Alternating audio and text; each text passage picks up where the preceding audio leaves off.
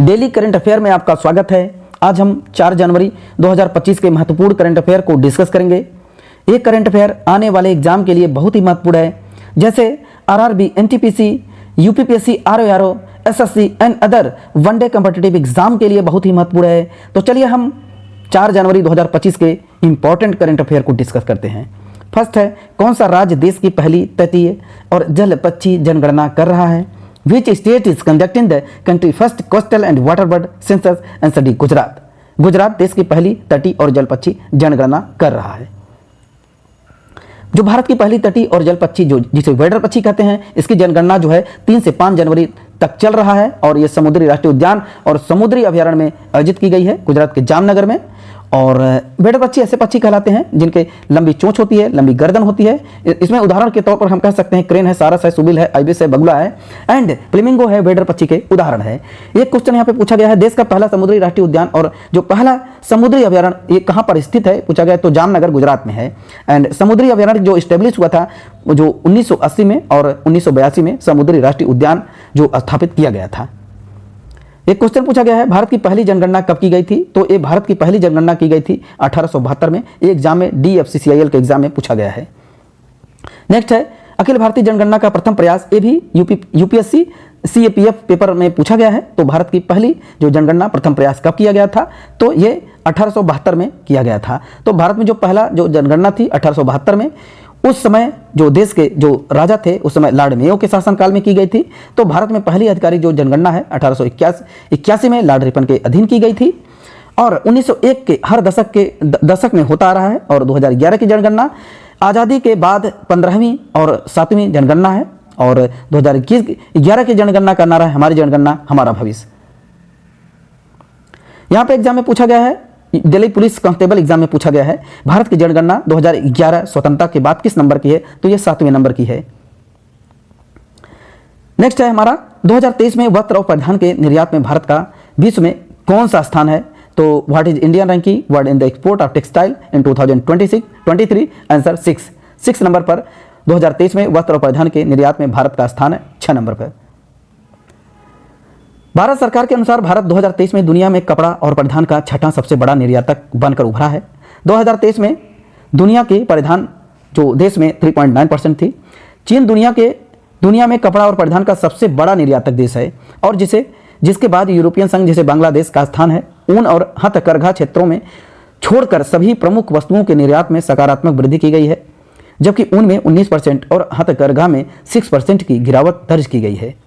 विश्व वर्ष 2024-25 में पहली छमाही में यानी अप्रैल-अक्टूबर के दौरान भारत से वस्त्र और परिधान के निर्यात में किसी वस्तु की हिस्सेदारी सबसे ज़्यादा थी, तो वो रेडीमेड परिधान की। इसी दौरान वस्त्र और परिधान उत्पादों का जो आयात है, एक्सपोर्ट है, जो इंपोर्ट है 5.425 बिलियन है और जो इसी दौरान वस्त्र और परिधान उत्पादों का जो निर्यात है, एक्सपोर्ट है 21.358 बिलियन है। 7% की वृद्धि की गई है। एक क्वेश्चन पूछा गया है, निम्नलिखित में भारत किसका सबसे बड़ा निर्यातक है? तो इसमें कपड़ा का है, कपड़ा का जो कि टेक्सटाइल का भारत का सबसे बड़ा निर्यातक। एक और है, भारत में निर्यात में अधिकतम जो हिस्सेदारी है निम्नलिखित में कौन से महाद्वीप में है? एशिया में है। एक और क्वेश्चन है, एक्सपोर्ट इंपोर्ट बैंक जो इंडिया है इस्टेब्लिश इन विच ईयर, किस साल में ये इस्टेब्लिश किया गया था, जिसे एक्सपोर्ट इंपोर्ट को बढ़ावा देता है? तो ये 1982 में इस्टेब्लिश किया गया था। नेक्स्ट एक क्वेश्चन है, भारत में आयात और निर्यात की जाने वाली वस्तुओं पर जो लगाया जाने वाला जो कर है वो क्या कहलाता है? सीमा शुल्क, जिसे कस्टम ड्यूटी कहलाता है। जो सीमा शुल्क है, सीमा शुल्क कहलाता है। एक क्वेश्चन पूछा गया है, जब निर्यात आयात से अधिक हो जाता है, जब जो निर्यात है आयात से अधिक हो जाता है तो इसे ट्रेड सरप्लस कहलाता है। एंड जब आयात और निर्यात से अधिक हो जाता है, जैसे इसमें पूछा गया है, जब निर्यात आयात से अधिक हो जाता है तो इस स्थिति में वो क्या कहलाता है? तो ट्रेड डिफिसिट कहलाता है। एग्जाम में पूछा गया है। नेक्स्ट है, हाल ही में एसोचैम का महासचिव किसे बनाया गया है? Who has been appointed the general secretary of ASSOCHAM? तो एसोचैम का जो जनरल सेक्रेटरी है किसे बनाया गया है? मनीष सिंघल को। मनीष सिंघल को एसोचैम का जनरल सेक्रेटरी बनाया गया है। तो एसोचैम का हमेशा किसी न किसी एग्जाम में इसका फुल फॉर्म पूछ लेता है, तो इसका फुल फॉर्म देख लेते हैं। Associated chamber of commerce and industry of India 1920 में स्थापना हुई थी। यह एक प्रमुख जो व्यापार, उद्योग, संगठन और जो भारत में ट्रेड और इंडस्ट्री के विभिन्न क्षेत्रों के डेवलपमेंट और एम्पावरमेंट के लिए काम करता है। इसका हेडक्वार्टर नई दिल्ली में है। इसके प्रेसिडेंट हैं संजय नायर हैं। यहाँ पे एक क्वेश्चन पूछा गया था, एसोचैम जो भारत का 100 साल पुराना व्यापार संघ है, एसोचैम का संक्षिप्त नाम क्या है, इसके फुल फॉर्म पूछा गया है। तो the association chamber of commerce and industry of India इसका फुल फॉर्म है। एक और जगह पूछा गया है यहाँ पे जो आरआरसी ग्रुप डी के एग्जाम में पूछा गया है, एसोचैम का फुल फॉर्म पूछा गया है, association chamber of commerce and industry इसका फुल फॉर्म है। चलिए, जो अभी कुछ राज्यपालों की जो नियुक्ति हुई है एंड जो कुछ ट्रांसफर हुए हैं उनके बारे में हम देख लेते हैं। जो आरिफ मोहम्मद हैं बिहार के नए राज्यपाल बन गए हैं। बीके सिंह हैं मिजोरम के नए राज्यपाल बन गए हैं। मणिपुर के जो राज्यपाल हैं अजय कुमार भल्ला हैं। हरि बाबू जो खम्भमपति हैं उड़ीसा के नए राज्यपाल अपॉइंट हुए हैं। केरल के राज्यपाल अभी राजेंद्र विश्वनाथ अर्लेकर हैं। अभी जो बिहार के राज्यपाल पहले थे राजेंद्र विश्वनाथ अर्लेकर, अब वो बिहार के जो राज्यपाल थे आरिफ मोहम्मद इस समय बिहार के राज्यपाल बनाए गए हैं। उस आरिफ मोहम्मद जो है कि केरल के राज्यपाल थे। एंड राष्ट्रीय मानवाधिकार आयोग के अध्यक्ष भी रामा सुब्रमण्यम हैं। जो United nation international justice council के अध्यक्ष हैं मदन लोकुर हैं। यूनाइटेड नेशन जनरल असेंबली के 79 नंबर पर सत्र के अध्यक्ष हैं फिलिमोन यांग हैं। एंड ISA नेक्स्ट DG जो आशीष खन्ना है फ्रॉम मार्च 2025, वर्तमान में डॉक्टर अजय माथुर हैं। एंड रेवेन्यू जो सेक्रेटरी हैं अवनीश चावला हैं। एंड फिनांस जो सेक्रेटरी हैं, जो वित्त मंत्रालय के जो सेक्रेटरी हैं तुहिन कांता पांडे हैं। नेक्स्ट है, देख लेते हैं हाल ही में किस मंत्रालय ने 2025 को सुधारों का वर्ष घोषित किया गया है। Which ministry has declare 2025 as the year of reform. Answer D रक्षा मंत्रालय, मिनिस्ट्री ऑफ डिफेंस 2025 को सुधारों का वर्ष घोषित किया है।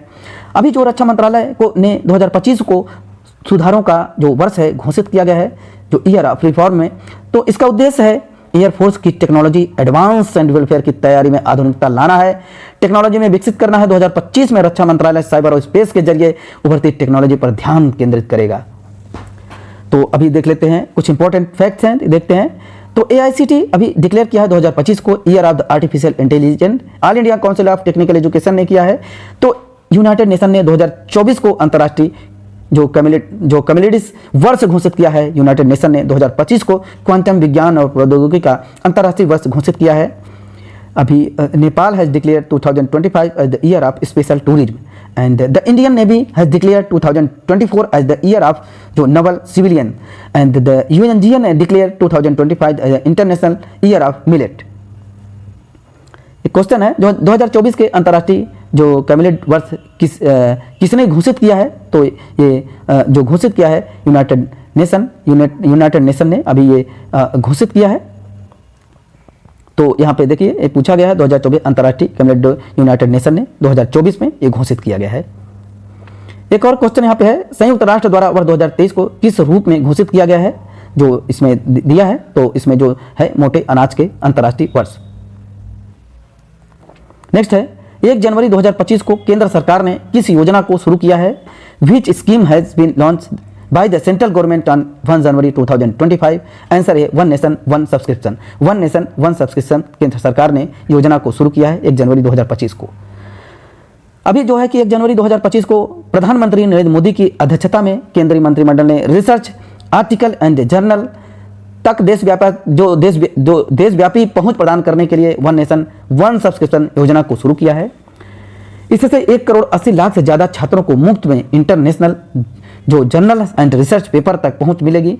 तो इस योजना से देश के सभी केंद्रीय और राज्य संचालित जो उच्च शिक्षा संस्थानों को एक ही मंच के जरिए अंतर्राष्ट्रीय पत्रिकाओं तक पहुंच मिलेगी। इस योजना का संचालन सूचना और पुस्तकालय नेटवर्क करेगा, जो विश्वविद्यालय अनुदान आयोग के UGC के अंतर्गत आता है। ये जो योजना है इनके 3 वर्ष में 2025, 26, 27 तक कुल लगभग 6000 करोड़ रुपए आवंटित किए गए हैं।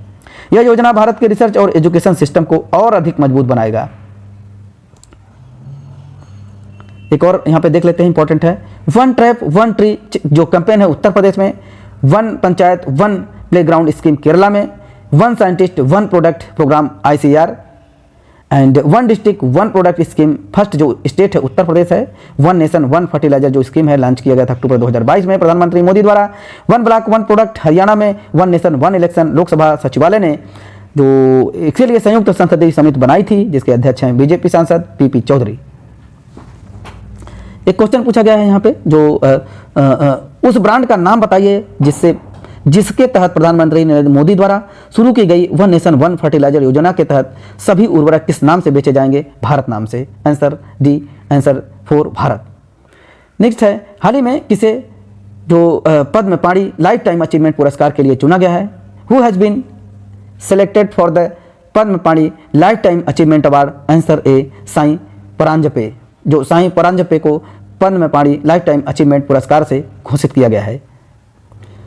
भारतीय सिनेमा की दिग्गज जो डायरेक्टर हैं, लेखिका हैं, जो परांजपे को पद्म पाणि लाइफ टाइम अचीवमेंट पुरस्कार से सम्मानित किया गया है।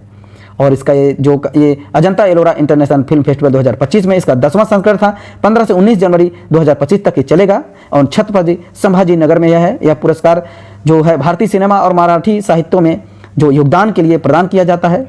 जो परांजपे को 4 राष्ट्रीय पुरस्कार मिल चुके हैं। यह 2 बार भारतीय बाल फिल्म सोसाइटी के अध्यक्ष रही हैं। 2006 में भारतीय सिनेमा के योगदान के लिए पद्म भूषण से भी मिल चुका है। और जो पद्म पाणि लाइफ टाइम पुरस्कार है, इसमें 2 लाख रुपए का नगद पुरस्कार शामिल किया गया है। नेक्स्ट है, हाल ही में जो 31वीं राष्ट्रीय बाल विज्ञान कांग्रेस 2025 कहाँ आयोजित किया गया है?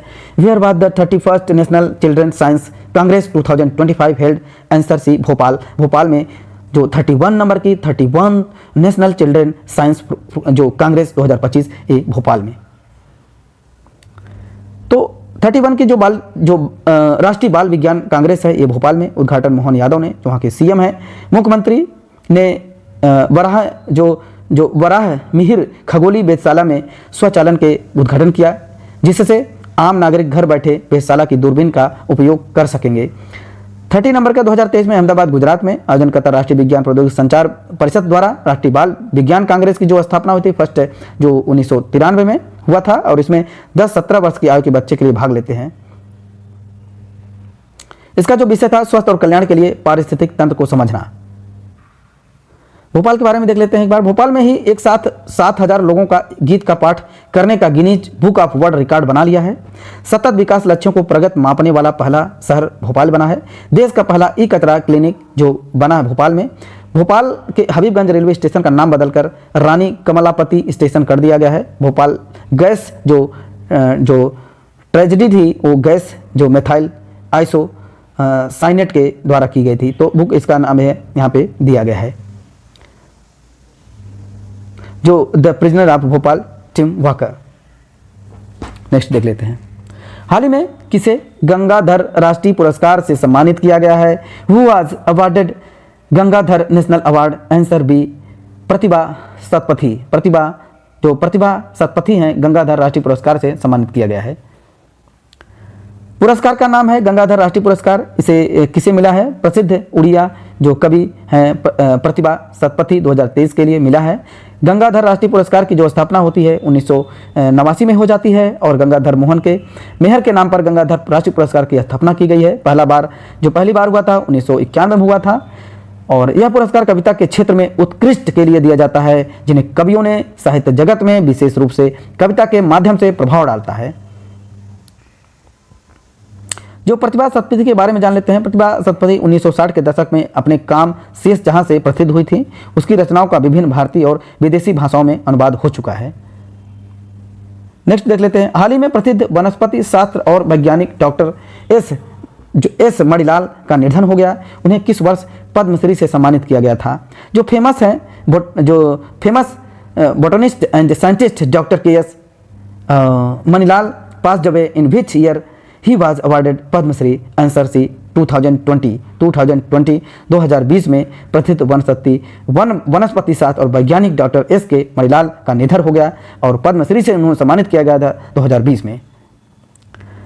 जो प्रख्यात हैं वनस्पति शास्त्री और पद्मश्री पुरस्कार विजेता एस मणिलाल का 86 वर्ष की उम्र में निधन हो गया। ये त्रिशूर के केरल जिले के थे, वहीं निधन हो गया। जो प्राचीन लैटिन ग्रंथ जो हार्टस मालाबारिकस का अंग्रेजी और मलयालम में अनुवाद करने के लिए जाने जाते हैं। 2020 में उन्हें विज्ञान के क्षेत्र में उनके योगदान के लिए सरकार द्वारा पद्मश्री सम्मानित किया गया था। नेक्स्ट है, हाल ही में वर्ल्ड इंट्रोवर्ट डे कब मनाया गया? When was world introvert day celebrated? Answer है 2 जनवरी। 2 जनवरी को वाटर इंट्रोवर्ट डे मनाया गया है, 2 जनवरी को। आंसर 2 जनवरी। तो आज हमने 4 जनवरी 2025 के महत्वपूर्ण करंट अफेयर को डिस्कस कर लिया है। तो इस वीडियो को 2 से 3 बार जरूर देखिए एंड हमारे चैनल को सब्सक्राइब एंड शेयर करिए, जिससे कि यह वीडियो उनके पास पहुंचे